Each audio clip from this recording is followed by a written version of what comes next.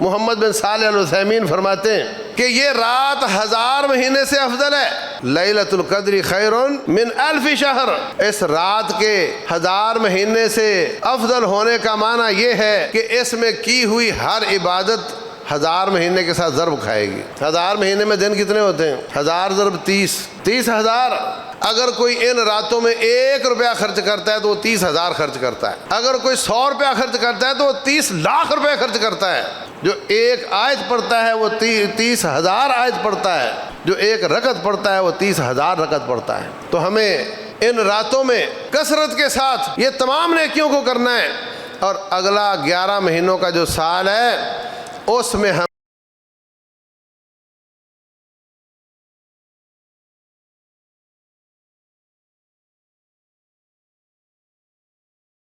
يقول الله سبحانه وتعالى واعبد ربك حتى يأتيك اليقين. وقال عز من قائل قال إني عبد الله آتاني الكتاب وجعلني نبيا وجعلني مباركا أينما كنت وأوصاني بالصلاة والزكاة ما دمت حيا. محترم سامعین اور سامعات، اللہ تبارک و تعالی نے ہمیں اپنی عبادت کے لیے پیدا کیا ہے۔ جیسے کوئی شخص کسی مزدور کو کسی مخصوص کام کے لیے بلاتا ہے اور اس میں سستی کو ناپسند کرتا ہے، ایسے ہی اللہ تعالیٰ نے ہمیں مزدوری پر نہیں رکھا، خریدا نہیں، خود بنایا ہے، اور ہماری غفلتیں اور سستیاں اور وہ کام نہ کرنا جس کے لیے پیدا کیا ہے یہ اللہ تعالیٰ کو ناپسند ہے۔ اگر آپ جائیں اور آپ کے مزدور فارغ بیٹھے ہوں، کام نہ کر رہے ہوں، گپیں لگا رہے ہوں، آپ کو غصہ آتا ہے کہ جس کام کی مزدوری لیتے ہو وہ کیوں نہیں کرتے ہو؟ اللہ تبارک و تعالیٰ نے ہمیں مزدور نہیں رکھا بلکہ پیدا ہی عبادت کے لیے کیا ہے۔ آج کل جو دن چل رہے ہیں، جو راتیں چل رہی ہیں کہ سارے کام تھوڑے کر دو اور عبادت کو زیادہ کر دو، کھانا تھوڑا کھاؤ، نیند کم کر دو، آرام کم کرو، کمائی کم کرو، بس زیادہ عبادت کرو۔ جو شخص اعتکاف پر اعتکاف کا حق ادا کرتا ہے، جو کیفیت اس کی ہوتی ہے، حقیقت یہ ہے کہ سارا سال ہمارا حق یہ ہے کہ ہم ایسی زندگی گزاریں۔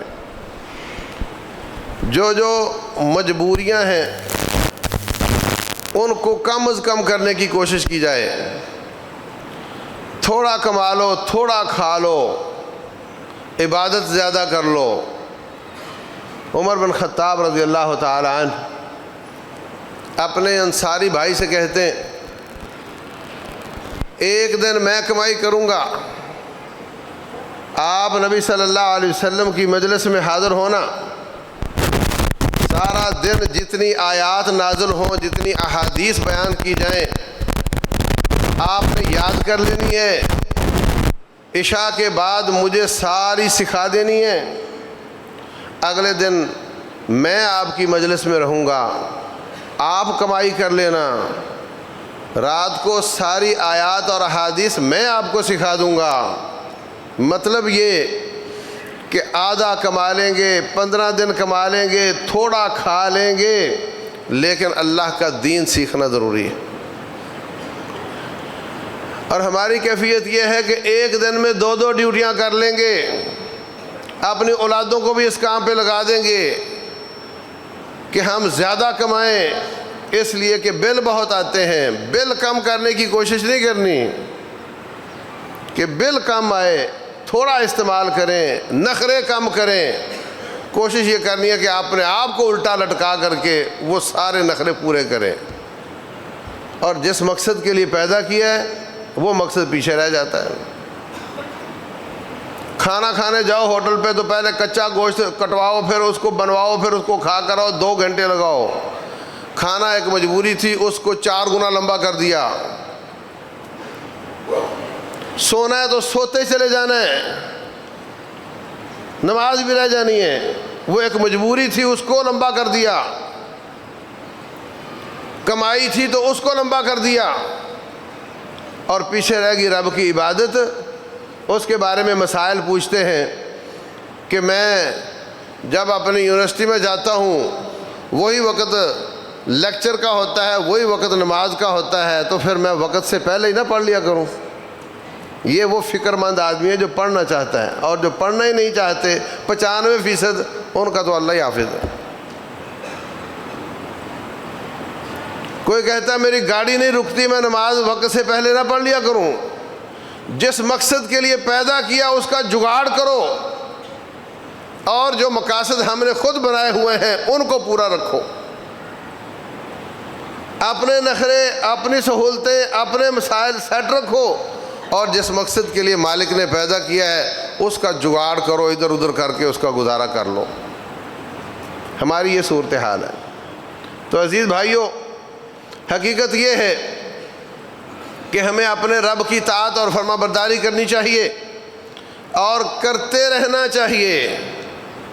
جو دھندلی سی کیفیت رمضان کی ان راتوں میں ہماری بنی ہے کہ زیادہ عبادت اور دنیا کو کم کرنا،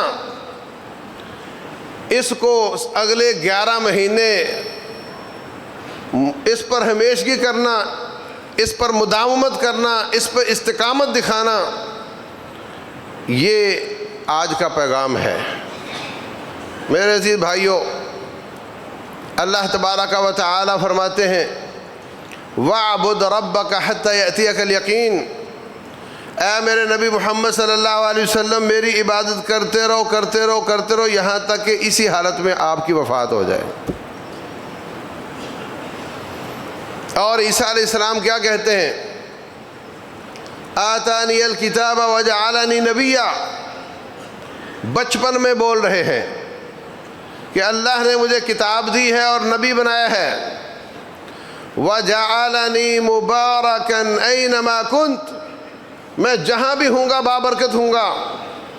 وَأَوْصَانِي بِالصَّلَاةِ وَالزَّكَاةِ، اللہ نے مجھے نماز اور زکوٰۃ کا حکم دیا ہے۔ ما دمت حیا، جب تک میری روح نہیں نکل جاتی میں نماز بھی پڑھتا رہوں، میں زکوٰۃ بھی دیتا رہوں، آخری لمحے تک۔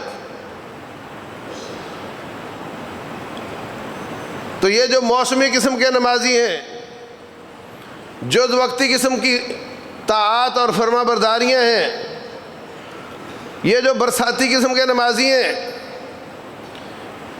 یہ بڑے خطرے پر ہیں، بڑا نقصان ہو سکتا ہے ان کا۔ آج اگر اس وقت رب سے عزم کر لیا کہ میں جو جو طاعات اور فرما برداریاں کر رہا ہوں ان پر پکا اور قائم رہوں گا، اور جو گناہ میں نے چھوڑ دیے اور معافی مانگ لی اس پر بھی پکا رہوں گا، تو انشاءاللہ یہ کہہ سکتا ہے کہ میرا رمضان قبول ہو گیا۔ اللہ تبارک و تعالی فرماتے ہیں یا ایھا الذین آمنوا اتقوا اللہ حق تقاتہ، اے ایمان والو اتنا رب سے ڈرو جتنا ڈرنے کا حق بنتا ہے۔ وَلَا تَمُوتُنَّ إِلَّا وَأَنْتُمْ مُسْلِمُونَ، کوالٹی اس کی یہ ہو کہ جتنا حق بنتا ہے، کوانٹٹی اس کی یہ ہو کہ موت تک رب سے ڈرتے رہنا ہے۔ وَلَا تَمُوتُنَّ، مرنا نہیں، إِلَّا وَأَنْتُمْ مُسْلِمُونَ، مگر رب کی فرما برداری اور طاعت کی حالت میں۔ جب بھی گناہ کی سوجھے فوراً اس بات کا تصور کرو کہ یہ میرا آخری وقت نہ ہو اور نافرمانی کی حالت میں رب کے سامنے رنگے ہاتھوں نہ پکڑا جاؤں۔ یاد رکھو، جیت آخری چکر میں ہوتی ہے۔ پہلے چکروں میں کوئی پیچھے رہ جائے اس کو کوئی ملامت نہیں ہوتی، آخری چکر کے آخری لمحے میں جو سب سے آگے ہو وہ پچھلے سارے چکر سب سے پیچھے بھی ہو تو کوئی ملامت نہیں ہوتی، اور جو پچھلے سارے چکر سب سے آگے ہو اور آخری چکر کے آخری لمحے میں پیچھے ہو وہ ہار جایا کرتا ہے۔ اس لیے چونکہ ہمیں معلوم نہیں کہ آخری چکر کا آخری حصہ کب ہے، اس لیے ہر وقت رب کی فرما برداری اور طاعت میں رہنے کی ضرورت ہے۔ اس چھوٹی سی زندگی میں ہمارے پاس نافرمانی کا کوئی وقت ہی نہیں ہے، جب بھی نافرمانی کریں گے ہو سکتا ہے وہ آخری وقت ہو۔ اگر کوئی شخص سارے چکروں میں سب سے آگے ہو، آخری چکر کے آخری حصے میں پیچھے رہ جائے، اس کو لوگ ناکام قرار دے دیتے ہیں۔ کبھی کسی نے کہا ہے کہ یہ ظلم ہے، 5 چکر سے 4 میں جیتا ہے، 1 میں ہارا ہے تو تم اس کو ناکام کیوں کہہ رہے ہو؟ کبھی کسی نے اعتراض کیا ہے؟ 5 میں سے 4 میں جیتا ہے، آخری میں پیچھے رہا تو کیا ہوا؟ اس کو جیتنے والا قرار دینا چاہیے۔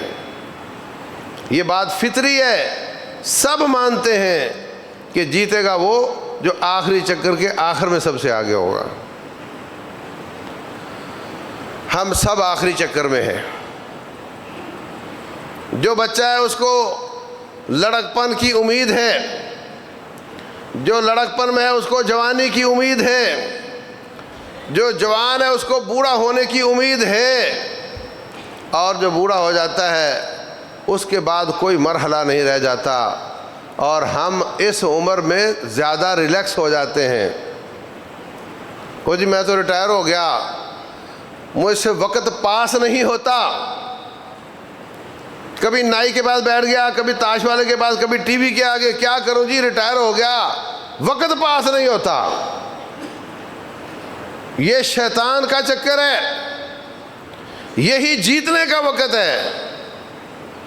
ویسے تو جوان کا بھی ہو سکتا ہے آخری چکر ہی ہو، کتنے جوان ہم اپنے کندھوں پہ رکھ کر قبرستان میں پہنچاتے ہیں،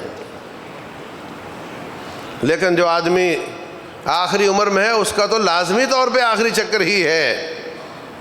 اس کو زیادہ طاعت گزار ہو جانا چاہیے، زیادہ فرما برداری کرنے کی کوشش کرنی چاہیے۔ رسول اللہ صلی اللہ علیہ وسلم فرماتے ہیں انما الاعمال بالخواتیم، اعمال کا دار و مدار خاتمے پر ہے، اعمال کا دار و مدار خاتمے پر ہے۔ خاتمہ اچھا ہوا تو پچھلی کسریں ساری نکل جائیں گی، اور اگر بہت فرما بردار اور طاعت گزار رہا، خاتمہ اچھا نہ ہوا تو ساری فرما برداری اور نیکیاں برباد ہو جائیں گی۔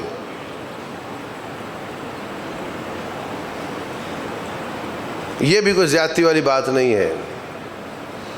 4 چکروں میں سب سے آگے تھکتا رہا، آخر میں پیچھے رہ گیا، ضائع ہو گیا سب کچھ۔ آپ کسی کو 10 لاکھ روپیہ دیں، کاروبار کرو، محنت کرو، سال بعد حساب ہوگا، نفع 50-50 ہوگا، وہ آپ کو بتا رہا ہے چوتھے مہینے جی آپ کا 10-12 ہو چکا ہے، بتا رہا ہے جناب آپ کا 12-14 ہو چکا ہے، 8ویں مہینے کہہ رہا ہے آپ کا 14-18 ہو چکا ہے، اور جب 12ویں مہینے حساب لینے گئے تو وہ 10 کا 8 رہ گیا تھا۔ اس کے 6 اور 8ویں مہینے کی رپورٹ پہ خوش ہو جاؤ گے؟ وہ کہے جی آپ 4 مہینے پہلے کا ریکارڈ دیکھو کتنا شاندار تھا، اب سال کے آخر میں آپ کے پیسے بھی پورے نہیں ہو رہے تو میں کیا کروں، میرا 8ویں مہینے کا ریکارڈ دیکھو کتنا شاندار تھا، آپ خوش ہو جاؤ گے؟ اور اگر 11 مہینوں میں موت آئی، اللہ محفوظ رکھے نافرمانی کی حالت میں موت آئی، تو آپ کہو جی پچھلے رمضان کی آخری عشرے میں میرا ریکارڈ دیکھو کیسا تھا، اب جب آپ مجھے لینے آئے ہو تو میں باغی ہو چکا تھا، اس کو مت دیکھو، یہ دیکھو پچھلے رمضان کے آخری عشرے میں کتنا اچھا تھا. یہ مطمئن کرنے والی بات نہیں ہے بھائیو. انما الاعمال بالخواتیم، اعمال کا دار و مدار خاتمے پر ہے، اور خاتمہ کسی کا کسی وقت ہو سکتا ہے. اس لیے میں بارہا نصیحت کر چکا ہوں ان بھائیوں کو، ان پر ترس کھاتے ہوئے جنہوں نے اپنی شکلیں ہندوؤں جیسی بنا رکھی ہیں، او میرے عزیزو، کس شکل میں رب کو ملنا چاہتے ہو؟ کبھی آپ نے دیکھا نہیں کہ اس حالت میں لوگ مر رہے ہیں؟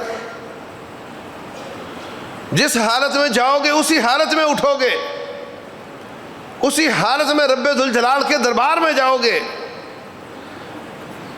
تمام انبیاء کھڑے ہوں گے، آپ ان میں مس میچ ہوں گے. تمام صحابہ کھڑے ہوں گے، آپ ان میں مس میچ ہوں گے. کس شکل میں رب کو ملنا چاہتے ہو؟ تو اپنی حالت کو ٹھیک کرو، تیاری حالت میں رہو. کچھ معلوم نہیں کہ کب لینے والا آ جائے. بچوں میں شوگر آ رہی ہے، بچوں میں ہارٹ اٹیک ہو رہے ہیں. کوئی پہلے تھا کہ بوڑھا ہوتا ہے، بوڑھے کو پھر فالج کے یا اس طرح کے مسائل ہو جاتے ہیں، اب یہ جوانوں میں بھی ہو رہا ہے. اور ایکسیڈنٹ تو عام ہیں، جنگیں لگی ہوئی ہیں. کیا چھوٹی ہے تیرے پاس کہ تو بوڑھا ہوگا؟ اللہ اکبر. صحابہ کرام اور رسول اللہ صلی اللہ علیہ وسلم اور سابقہ انبیاء، ان کی سیرت کا ایک بہت بڑا پہلو یہ ہے کہ جب وہ نیکی کرتے تھے تو اس پر ہمیشگی کرتے تھے، اس پہ دوام کرتے تھے، اس پہ محافظت کرتے تھے، اس پہ استقامت دکھاتے تھے. رسول اللہ صلی اللہ علیہ وسلم اپنی بیٹی سے کہتے ہیں کہ بیٹے، سونے سے پہلے 33 دفعہ سبحان اللہ اور الحمدللہ پڑھا کرو، اور 34 دفعہ اللہ اکبر پڑھ کے سویا کرو. یہ تمہارے لیے غلام اور لونڈی سے بہتر ہے. حضرت علی رضی اللہ تعالیٰ عنہ کہتے ہیں وہ دن گیا آج کا آیا، میں نے یہ وظیفہ کبھی ناگہ نہیں کیا. ایک سامنے بیٹھا پوچھتا ہے حضرت امیر المومنین، جب لڑائیاں ہوئی تھی مسلمانوں کی آپس میں اور بڑی مصیبت تھی، بڑی ٹینشن تھی، اس ٹینشن میں بھی یہ وظیفہ آپ نے کیا تھا؟ کہا میں نے صفین کی رات بھی یہ وظیفہ کیا تھا، کبھی نہیں چھوڑا. رسول اللہ صلی اللہ علیہ وسلم آخری 3 قل پڑھ کر اپنے ہاتھوں میں دھتکار کر جسم پر پھیرا کرتے تھے سوتے وقت. آخری دن تھا، عائشہ صدیقہ رضی اللہ عنہا کا سینہ تھا اور نبی صلی اللہ علیہ وسلم کا سر مبارک تھا، ٹیک لگائی ہوئی تھی، آپ بے سود پڑے ہوئے تھے. کہتی ہیں سونے کا وقت آ گیا. اس وقت تو آپ دم کیا کرتے تھے اپنے آپ کو، آج تو آپ دم ہی نہیں کر رہے، تو آپ کا آج ناگہ نہ ہو جائے. کہتی ہیں میں نے یہ تینوں قول پڑھ کر ان کے ہاتھ مبارک پر تھتکارا اور خود پکڑ کر ان کے ہاتھ مبارک کو ان کے جسم پر پھیر دیا. نیکی کرنے پر ہمیشگی. عبداللہ بن عمر بن عاص رضی اللہ تعالیٰ عنہ روزانہ عشاء سے فجر تک تہجد پڑھتے اور روزانہ ایک رات میں قرآن ختم کرتے تھے. نبی صلی اللہ علیہ وسلم نے ان کو منع کیا. سارے سال کی روٹین یہ ہونی چاہیے کہ 3 دن سے پہلے قرآن ختم نہ کیا جائے، اور رمضان کی روٹین جتنے چاہو قرآن ختم کرو. صحابہ کرام سے زیادہ قرآن پڑھنا ثابت ہے. قتادہ بن دعامہ 2 دہائیاں 2 دھاکے روزانہ قرآن ختم کرتے، اور آخری عشرے میں 2 عشروں میں 3 دن میں 1 دفعہ قرآن ختم کرتے، اور آخری عشرے میں روزانہ قرآن ختم کرتے تھے. امام شافعی دن میں 2 دفعہ، ایک رات اور ایک دن میں قرآن ختم کرتے. لیکن سارا سال کی روٹین یہ ہے کہ 3 دن سے پہلے ختم نہیں کرتے تھے.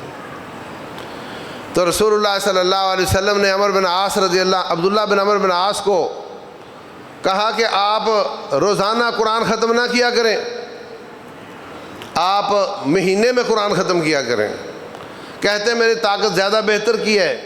کہا پھر آپ 10 دن میں کر لیا کریں، 20 دن میں کر لیا کریں، 10 دن میں کر لیا کریں، 7 دن میں کر لیا کریں۔ کہا میری طاقت اور افضل کی ہے، فرمایا 3 دن میں کر لیا کریں۔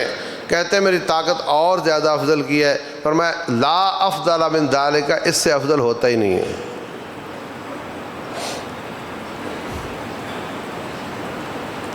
انہوں نے پھر 7 دن میں قرآن ختم کرنے کی روٹین بنا لی۔ روزانہ روزہ رکھتے تھے، عیدین کے علاوہ کبھی چھٹی نہیں۔ آپ نے منع فرمایا مہینے میں 3 رکھا کرو، اللہ 30 کا اجر عطا فرمائے گا۔ کہا میری طاقت زیادہ بہتر کی ہے، تو کرتے کراتے کہا پھر 2 دن چھوڑ کر 1 دن رکھ لیا کرو۔ کہتے طاقت بہتر کیا، فرمایا 1 دن چھوڑ کر رکھ لیا کرو۔ کہتے میں اس سے بھی بہتر کر سکتا ہوں، فرمایا اس سے بہتر ہوتا ہی نہیں ہے۔ تو 7 دن میں قرآن ختم کرنے کی روٹین بنا لی۔ جب بوڑھے ہوئے سارا دن 7واں حصہ دہراتے کہ رات کو میں نے پڑھنا ہے، حافظہ کمزور ہوا تو کہا کرتے تھے کاش میں نبی صلی اللہ علیہ وسلم کی نصیحت کو مان لیتا اور مہینے میں قرآن ختم کرنے کی روٹین بنا لیتا۔ اچھا بابا جی، جب آپ جوان تھے تو آپ نے جوانی والی روٹین بنا لی، اب آپ بوڑھے ہو گئے تو اب آپ بوڑھے والی بنا لے۔ کہتے میں نے جس کیفیت میں نبی صلی اللہ علیہ وسلم سے ملاقات کی ہے، میں اس کیفیت کو موت تک لے کر چلوں گا۔ جو وعدہ میں نے آپ کے ساتھ کیا ہے میں اس کو موت تک لے کر چلوں گا۔ یہ ضد ہوتی تھی ان کی، اپنے دوام کی، اپنے اعمال پر ہمیشگی کی، کہ جو نیکی شروع کی ہے موت تک اس کو میرے ساتھ چلنا چاہیے۔ اللہ اکبر۔ تو میرے عزیز بھائیوں، رسول اللہ صلی اللہ علیہ وسلم سنتیں ادا کرتے تھے، ظہر سے پہلے، بعد میں، مغرب کے بعد، عشاء کے بعد، فجر سے پہلے 1 دن، اور عشاء اور عصر کے بعد نفل پڑھنے سے منع فرماتے تھے۔ ایک دن آپ نے گھر میں عصر کے بعد 2 رکعتیں پڑھی۔ آپ کی بیوی نے پوچھا یہ کیا؟ آپ تو منع فرماتے تھے۔ فرمانے لگے عبد قیس کا وفد آیا ہوا تھا، وہ ظہر کے بعد مسلسل اپنی مسائل بیان کرتے رہے حتیٰ کہ عصر ہو گئی، اور میری ظہر کے بعد والی سنتیں رہتی تھیں وہ میں نے عصر کے بعد پڑھی۔ قضا دینے کا معنی یہ نہیں کہ وہ فرض ہو گئی ہیں، فرض نہیں ہوئی، سنتیں ہی ہیں، مگر آپ کی عادت مبارکہ ہے کہ جو نیکی شروع کر لی پھر وہ چھوٹنے نہ پائے۔ اللہ اکبر۔ ہر سال اعتکاف فرماتے تھے، امیر المومنین بھی تھے، بہت بڑے علاقے کے امیر بھی تھے، بہت زیادہ مصروفیت کے باوجود ہر سال اعتکاف فرماتے تھے۔ 1 سال آپ نے خیمہ لگوایا، ساتھ اور بھی خیمے نظر آئے۔ پوچھا یہ کس کے ہیں؟ کہا جی امہات المومنین کے ہیں۔ تو فرمانے لگے آل بر اردنا، یہ ایک دوسرے کی ریس کر رہی ہیں یا نیکی کر رہی ہیں؟ ایک دوسرے کی دیکھا دیکھی خیمے لگا دیے ہیں یا نیکی کے لیے لگا دیے ہیں؟ میں اس دفعہ اعتکاف نہیں کروں گا۔ آپ نے اپنا خیمہ اکھڑوا دیا، آپ کی بیویوں نے بھی اکھڑوا دیا۔ عید کے بعد 10 دن کا اعتکاف کیا اس کی جگہ پر جو آپ کا رمضان میں رہ گیا تھا۔ اس کا معنی یہ نہیں کہ اعتکاف فرض ہو گیا، اس کا معنی یہ کہ وہ جو نیکی شروع کرتے تھے اس پر ہمیشگی کرنا چاہتے تھے اور اس کو کبھی بھی نہیں چھوڑنا چاہتے تھے۔ میرے عزیز بھائیوں، رسول اللہ صلی اللہ علیہ وسلم فرماتے ہیں احب الاعمال الی اللہ ادومها وان قل، اللہ تبارک و تعالیٰ کو زیادہ محبوب وہ اعمال ہیں اگرچہ تھوڑے ہوں مگر ہمیشہ ہوں، چھٹی نہ ہو، جز وقتی نہ ہو، تھوڑے ہوں مگر مستقل مزاجی کے ساتھ ہوں، یہ اللہ تعالیٰ کو زیادہ پسند ہے۔ ایک آدمی ایک دم بہت زیادہ صدقہ کر دیتا ہے اور پھر لمبی چھٹی مارتا ہے۔ خرگوش اور کچھوے کی کہانی سنی ہے نا؟ خرگوش بھاگتا ہے، کچھوا آہستہ اور مستقل چلتا ہے۔ خرگوش بھاگتا ہے تو بھاگتا ہی چلا جاتا ہے، سوتا ہے تو سوتا ہی چلا جاتا ہے، وہ ناکام ہو جاتا ہے۔ تو دوام والی نیکی کرنی چاہیے۔ رسول اللہ صلی اللہ علیہ وسلم فرماتے ہیں، بڑی خطرناک بات ہے، فرمایا ان احدکم لیعمل بعمل اہل الجنت 60 سنہ، تم میں سے کوئی شخص ایک دہاکہ رمضان کا نہیں، پورا رمضان نہیں، 10 رمضان نہیں، 60 سال جنتیوں والے کام کرتا ہے، پھر وہ طاعت اور فرما برداری چھوڑ دیتا ہے، بغاوتوں پہ اتر آتا ہے، اس حالت میں موت آ جاتی ہے، رب کا لکھا سچا ثابت ہو جاتا ہے اور وہ جہنم میں چلا جاتا ہے۔ 60 سال کے بعد جز وقتی نکلا، موسمی نکلا، برساتی نکلا، فرمایا اس حالت میں موت آتی ہے تو جہنم میں چلا جاتا ہے، اعوذ باللہ۔ وَإِنَّ أَحَدَكُمْ لَيَعْمَلُ بِعَمَلِ أَهْلِ الْجَنَّةِ 60 سَنَةً وَإِنَّ أَحَدَكُمْ لَيَعْمَلُ بِعَمَلِ أَهْلِ النَّارِ 60 سَنَةً، کوئی شخص جہنمیوں والے کام کرتا ہے 60 سال، پھر کسی درویش کی بات سمجھ آ جاتی ہے، پھر وہ توبہ طائب ہو جاتا ہے، فرمایا حتیٰ کہ اس کے اور جہنم کے بیچ میں ایک ہاتھ کا فاصلہ رہ جاتا ہے، اللہ کا لکھا سچا ہو جاتا ہے، وہ تائب ہو جاتا ہے، نیکیاں کرنے لگ جاتا ہے، اسی حالت میں اس کو موت آ جاتی ہے، 60 سال کی گناہ معاف ہو جاتے ہیں اور وہ جنتوں کا وارث بن جاتا ہے۔ انما الاعمال بالخواتیم، اعمال کا دار و مدار خاتمے پر ہے۔ ہم نے زیادہ نیکیاں کی، اس حالت میں موت آ گئی تو بہت اوپر چلے جاؤ گے، چھوڑے ہوئے نیکیاں کی تو پھر بہت نیچے چلے جاؤ گے۔ اعمال کا دار و مدار خاتمے پر ہے۔ اللہ اکبر۔ رسول اللہ صلی اللہ علیہ وسلم فرماتے ہیں جو شخص ہر روز سنتیں ادا کرتا ہے، 12 رکعتیں بنتی ہیں، اللہ تبارک و تعالیٰ اس کا جنت میں گھر بنائے گا۔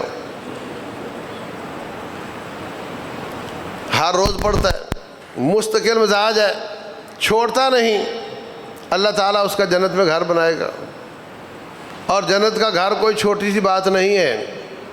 رسول اللہ صلی اللہ علیہ وسلم فرماتے ہیں، فرمایا ان حضرت ابراہیم علیہ السلام مجھے ملے، ابراہیم علیہ السلام مجھے معراج کی رات ملے، کہنے لگے اپنی امت کو میرا سلام کہنا اور ان کو کہنا ان الجنت طیبۃ تربۃ وعذبۃ الماء، جنت اچھی مٹی اور میٹھا پانی ہے، ولیکنھا قیعان، مگر یہ چٹیل میدان ہے۔ اگر بنگلو بنوانا ہے، گھر بنوانا ہے تو دنیا سے ہی انویسٹمنٹ کرنی پڑے گی، اور اگر باغات لگوانے ہیں تو دنیا سے ہی انویسٹمنٹ کرنی پڑے گی۔ سنتیں ادا کرنے سے گھر بن جاتا ہے، سبحان اللہ، الحمدللہ، اللہ اکبر، لا الہ الا اللہ پڑھنے سے ایک ایک جملے سے درخت لگ جاتا ہے، اور ایسے ایسے درخت بھی جنت میں ہیں 100 سال چلتے رہو تو اس کا سایہ ختم نہیں ہوتا۔ فی جنت عالیہ قطوفھا دانیہ، باغات بہت اونچے ہوں گے مگر ان کا پھل قریب ہوگا۔ سعودیہ کویت جاتے ہو نا، بولے وہاں گزارا کرو، الگ سے مکان نہ لو، شیئرنگ کر لو کسی کے ساتھ، پیسے بچاؤ، زیادہ پیسے پاکستان بھیجو، یہ وطن میرا وطن نہیں ہے، میرا وطن پاکستان ہے، وہاں اچھا گھر ہونا چاہیے، وہاں انویسٹمنٹ کے پیسے جمع ہونے چاہیے، اور یہاں پہنچتا ہے تو اللہ تعالیٰ اوپر لے جاتا ہے اور بتا دیتا ہے کہ تو نے غلط سوچا، یہ بھی تیرا وطن نہیں ہے، تیرا وطن جہاں ہے وہاں تو نے کوئی انویسٹمنٹ نہیں کی۔ تو میرے عزیز بھائیوں، آج کل ہم زیادہ نیکی کون سی کر رہے ہیں؟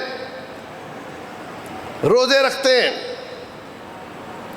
ان کی منیمائز شکل کیا ہے؟ تھوڑی سے تھوڑی، جو میں نے پہلے بتایا کہ ہر مہینہ اگلے 11 مہینے کم از کم 3 روزے رکھے جائیں، شوال میں 6 روزے رکھے جائیں، 30 اس کے اور 6 36، اور 36 ضرب 10 360، اور جو عربی سال ہوتا ہے وہ 360 دنوں کا ہوتا ہے۔ 36 روزے رکھے، سارے سال کی روزوں کا اجر ملے گا۔ ہر مہینے 3 روزے رکھے، 3 کا 30 اجر ملے گا، گویا سارا سال روزے رکھے، گویا سارا سال بھوکا رہا۔ اور جو دنیا میں اللہ واسطے جس نے بھوک کاٹی، آخرت میں اللہ تعالیٰ اس کو خوب کھلائے گا۔ رسول اللہ صلی اللہ علیہ وسلم کے پاس ایک شخص نے ڈکار لیا، آپ نے ناپسند کیا، فرمایا اقصر عنا جشاءک ھذا، اے زیادہ ڈکار نہ لیا کر، فإن أطول الناس جوعا یوم القیامہ اطولهم شبعا فی الدنیا، جتنی لمبی مدت پیٹ بھر کر کھاتے رہو گے دنیا میں، اتنی لمبی مدت ملٹی پلائی ہو کر کے آخرت میں اس کو بھوک کاٹنی پڑے گی۔ اور 50 سال کا مقابلہ ہے 50,000 سال سے، 1 سال کا 1,000 سال سے، اور 1 دن کا 1,000 دن سے۔ یہ زندگی 50 سال ہے، وہ 50,000 سال ہے۔ زیادہ لمبی مدت سیر ہو کر کھایا، زیادہ لمبی مدت بھوک کاٹنی پڑے گی۔ اگر ہر مہینے 3 روزے رکھ لیے تو اللہ 30 کا اجر دے گا، گویا ساری زندگی روزے سے گزر گئی۔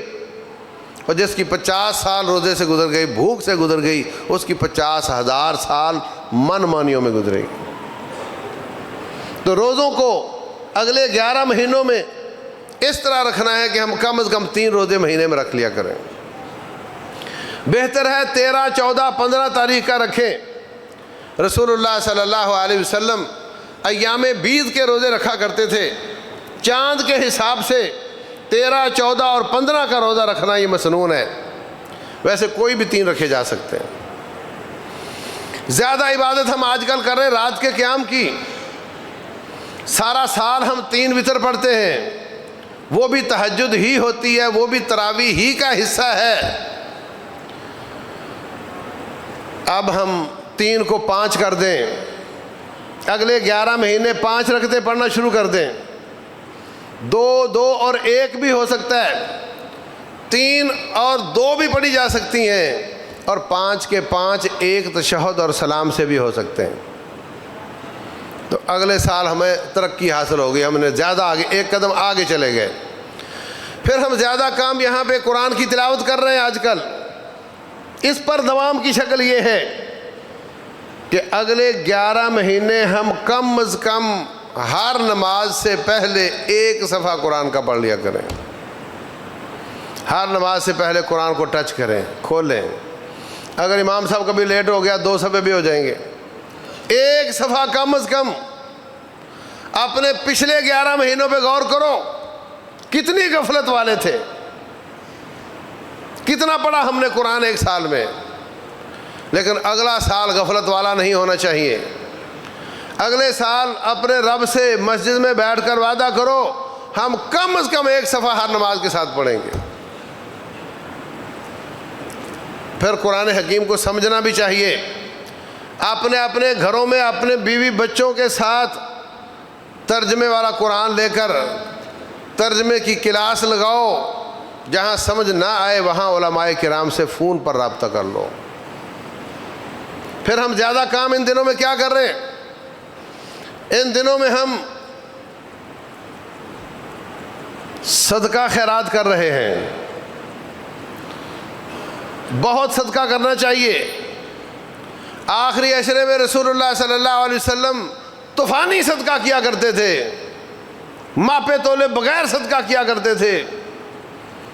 ہمیں بھی کرنا چاہیے، خصوصاً ان راتوں میں ضرور صدقہ کرنا چاہیے۔ محمد بن صالح العثیمین فرماتے ہیں کہ یہ رات 1000 مہینے سے افضل ہے۔ لیلۃ القدر خیر من 1000 شہر، اس رات کے 1000 مہینے سے افضل ہونے کا معنی یہ ہے کہ اس میں کی ہوئی ہر عبادت 1000 مہینے کے ساتھ ضرب کھائے گی۔ 1000 مہینے میں دن کتنے ہوتے ہیں؟ 1000 ضرب 30، 30,000۔ اگر کوئی ان راتوں میں 1 روپیہ خرچ کرتا ہے تو وہ 30,000 خرچ کرتا ہے۔ اگر کوئی 100 روپیہ خرچ کرتا ہے تو وہ 30 لاکھ روپے خرچ کرتا ہے۔ جو ایک آیت پڑھتا ہے وہ 30,000 آیت پڑھتا ہے، جو ایک رکعت پڑھتا ہے وہ 30,000 رکعت پڑھتا ہے۔ تو ہمیں ان راتوں میں کثرت کے ساتھ یہ تمام نیکیوں کو کرنا ہے، اور اگلا 11 مہینوں کا جو سال ہے اس میں ہم نے اس کو کم از کم کر کے جاری رکھنا ہے، دوام اختیار کرنا ہے، تاکہ ہمارے اعمال قبول ہو جائیں۔ اپنے اپنے گھر میں باکس رکھ لو، ڈبہ، جتنے پیسے سکول جاتے بچے کو دیتے اس میں ڈال دیا کرو، اور مہینے کے آخر میں اپنے یتیم، بیوگان، حقدار، فلسطین والے، جہاں آپ کو زیادہ اچھا لگے، جہاں زیادہ حاجت ہو، وہاں اجر زیادہ ہوتا ہے، وہاں پہنچا دیا کرو۔ یہ دوام والا صدقہ اپنے بچوں کے ہاتھوں کروایا کرو، اپنی بیوی کے ہاتھوں سے کروایا کرو۔ اللہ تبارک و تعالیٰ فرماتے ہیں، منافق کہتے تھے اگر ہمارے پاس پیسے ہوں، لَإِنْ آتَانَا مِنْ فَضْلِهِ لَنَصَّدَّقَنَّ وَلَنَكُونَنَّ مِنَ الصَّالِحِينَ۔ یہ ابو بکر عثمان بڑے صدقے کرتے ہیں، ہمارے پاس ہے ہی نہیں تو ہم کیا کریں؟ اللہ فرماتے ہیں وہ کہتے تھے اگر پیسے ہوں، لَإِنْ آتَانَا مِنْ فَضْلِهِ لَنَصَّدَّقَنَّ، ہم بھی صدقہ کریں، وَلَنَكُونَنَّ مِنَ الصَّالِحِينَ، ہم بھی صدقہ کر کے نیک ہو جائیں۔ کیا لفظ ہے؟ نیک ہو جائیں۔ دوسرے مقام پر اللہ تبارک و تعالیٰ فرماتے ہیں جب کسی کی موت قریب آتی ہے وہ کہتا ہے لولا اخرتنی الی اجل قریب فاصدق، اے ملک الموت، اے رب ذوالجلال، آپ مجھے 5 منٹ لیٹ نہیں کر دیتے؟ یہ ملک الموت روح نکالنے آ گیا، 5 منٹ مجھے دے دیں، کیا کرو گے؟ کہا فاصدقا، میں صدقہ کروں گا، واکن من الصالحین، اور نیک ہو جاؤں گا۔ دونوں آیتوں میں صدقہ کر کے نیک بننے کا ذکر ہے۔ اپنی اولادوں کے ذریعے صدقہ کرواؤ، نیک ہو جائیں گے۔ کئی بزرگ صدقہ کرتے ہیں اور کہتے ہیں پتر کو نہ بتانا، اس کو نہ پتہ چلے، مال تیرا ہے اس کو کیوں نہ پتہ چلے، ان کو بتاؤ، ہمت کرو، جرأت کرو، ان کی بھی عادت بناؤ، وہ بھی صدقہ کریں۔ تو روزانہ کی بنیاد پر صدقہ کرنا ہے، دوام اختیار کرنا ہے۔ رسول اللہ صلی اللہ علیہ وسلم فرماتے ہیں ہر روز 2 فرشتے نازل ہوتے ہیں۔ کون بھیجتا ہے؟ اور جن کو رب بھیجتا ہے وہ اپنے پاس ہی کہہ دے کہ ادھر ہی دعائیں کرتے رہو، نیچے جانے کی کیا ضرورت ہے؟ خود بھیجتا ہے نیچے جاؤ دنیا میں اور جا کر کہو کہ اے اللہ، جس نے آج صدقہ کیا ہے اس کو نعم البدل عطا فرما، جس نے آج کنجوسی کی ہے اس کا مال ضائع فرما۔ ایک فرشتہ بد دعا دیتا ہے، ایک فرشتہ دعا دیتا ہے۔ آپ کے جو 50-100 روپے اس ڈبے میں ڈالے ہیں نا، ان کے ذریعے آپ اس کی بد دعا سے بچ جاؤ گے اور اس کی دعا حاصل کر لو گے۔ تو جو نیکیاں ہم کر رہے ہیں ان کو کم از کم کر کے جتنی آپ کی طاقت ہو اگلے 11 مہینوں میں اس کو لے کر چلنا ہے، تو انشاءاللہ پھر جب بھی موت آئے فکر کی بات نہیں ہوگی، ہم بغاوت کی حالت میں نہیں پکڑے جائیں گے، ہم کسی نہ کسی نیکی کی حالت میں اللہ کے دربار میں جائیں گے۔ اور اگر رمضان میں بلے بلے اور سارے 11 مہینے اگلے وہ بالکل کوئی نیکی نہ کرے، قرآن کو چھوڑ کر بیٹھ گئے، تو پھر بھائیوں ایسا نہ ہو کہ موت آئے اور ہم قرآن کو چھوڑ کر مر جائیں، صدقہ خیرات کو چھوڑ کر مر جائیں، نماز روزے کو چھوڑ کر مر جائیں، یہ بڑی خطرناک بات ہوگی۔ اللہ تبارک و تعالی ہمیں نیکیاں بہت زیادہ کرنے کی توفیق دے، ہر گناہ سے بچنے کی توفیق دے، اور جو نیکیاں کریں موت تک ان پر عمل کرنے کی توفیق دے۔ واللہ اعلم، وصلی اللہ وسلم وبارک علی نبینا محمد وعلی آلہ وصحبہ اجمعین۔